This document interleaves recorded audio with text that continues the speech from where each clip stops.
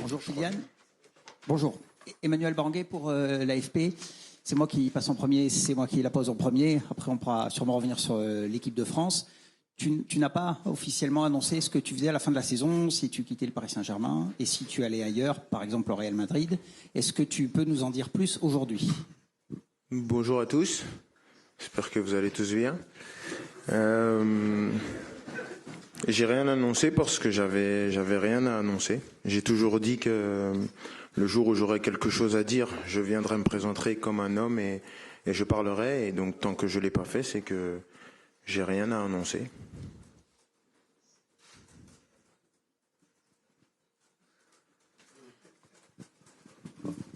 Tu veux toi aussi? Bonjour Kylian.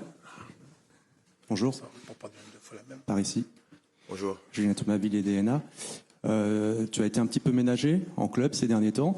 Est-ce que pour toi c'est la première fois que tu arrives aussi frais à un déplacement, un rassemblement de l'équipe de France? Et est-ce que dans la perspective de l'Euro, ça peut être un mal pour un bien ta gestion au PSG par Luis Enrique? Ouais, c'est vrai que je me sens bien en ce moment. Pas très fatigué. J'ai du temps. Mais l'Euro c'est loin, c'est dans 3 mois. Il y a beaucoup de choses qui peuvent se passer en 3 mois, donc je vois pas aussi loin. J'essaye d'avoir une vision à court terme et je suis prêt à m'adapter à n'importe quelle situation. Et j'ai commencé la saison en me disant que tout pouvait se passer et donc je suis prêt à n'importe quelle situation. Bonjour Kylian, Philippe Sansfourche pour RTL. Donc tu nous en diras pas plus sur ton avenir en club, mais en revanche il y a des implications avec la sélection, que ce soit pas trop pour Léa, mais surtout pour l'éventualité des JO.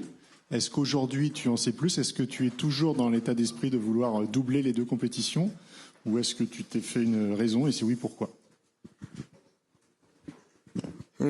J'ai toujours eu la même ambition. J'ai toujours dit que les JO à Paris c'était spécial, ça allait être un événement spécial et que je voulais y être. Et j'ai toujours dit aussi que c'était un événement qui dépendait pas de moi. Maintenant, est-ce que vous voulez savoir si mon ambition elle a changé? Non. Est-ce que la décision finale elle appartient toujours à la même personne? Oui. Maintenant, je peux pas me prononcer parce que aujourd'hui on m'a pas dit oui, on m'a pas dit non, on m'a rien dit. Maintenant, comme j'ai dit, je suis arrivé à un moment de ma carrière et de ma vie où je prends beaucoup plus de recul sur ce qui m'arrive et sur les situations auxquelles je suis confronté. Donc si j'y vais, je vais vivre un rêve éveillé. Si j'y vais pas, j'accepterai et je ferai ce qu'on me dit de faire.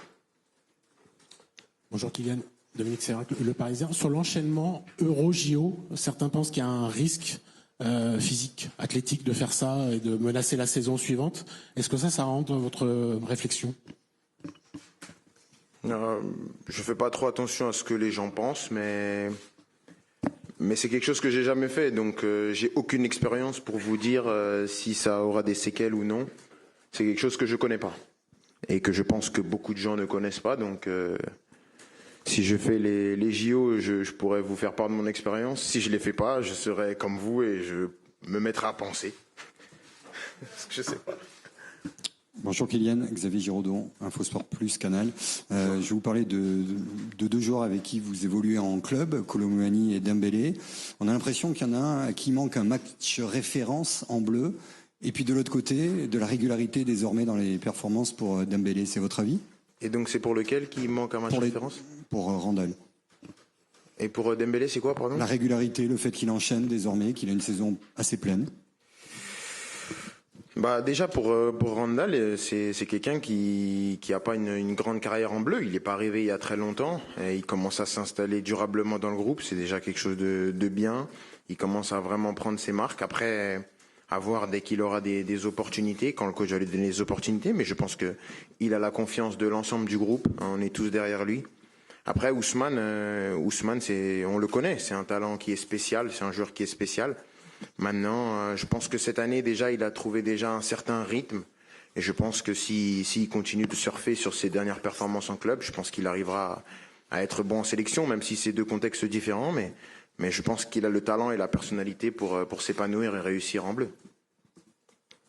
Bonjour Kylian, Baptiste Després, Le Figaro. Quand vous dites à l'instant, on ne m'a pas dit non, on ne m'a pas dit oui, vous parlez de qui précisément? Le Paris Saint-Germain, c'est le club avec qui je suis sous contrat. Et vous a pas dit non sur le fait de faire les Jeux Olympiques, c'est ça? Non, on n'en a pas discuté. D'accord. Et deuxième petite question, Oui. on vous entend au Real Madrid, Paris Saint-Germain, les JO, Kylian Mbappé, Emmanuel Macron, on va voir Florentino Pérez. Restez focus sur le terrain, c'est compliqué ou non, au contraire, pour vous, ça glisse? En toute sincérité et franchise. Ouais. Et moi, j'ai une question. Quand tu vois mes dernières performances, tu vois un gars perturbé? Non, mais en dehors du terrain. Alors, ce qui se passe en dehors, on s'en fout. Normalement, je suis concentré sur le prochain match. Voilà, je pense que on a vu tout ce qui s'est passé ces dernières semaines. J'ai gardé mon objectif qui était d'être performant. Et j'ai été performant dans les matchs qui comptent. Et mon objectif, là, c'est d'être performant dans les matchs qui comptent. Ce qui se passe en dehors, c'est en dehors. Et je ne suis pas responsable des dires ou des pensées des gens. Mais je vois, oui. Je vois. Bonjour Kylian, Denis Ménétrier, Le Monde. Concernant votre avenir en club, est-ce que pour vous c'est important de le régler, que la question soit réglée avant le début de l'Euro et peut-être l'enchaînement avec les Jeux Olympiques? Et deuxième petite question, on a beaucoup parlé de l'absence d'Antoine Griezmann cette semaine. Comment on fait pour se passer d'Antoine Griezmann en équipe de France? J'étais concentré sur la deuxième question. La première question, c'était, j'ai pas bien entendu.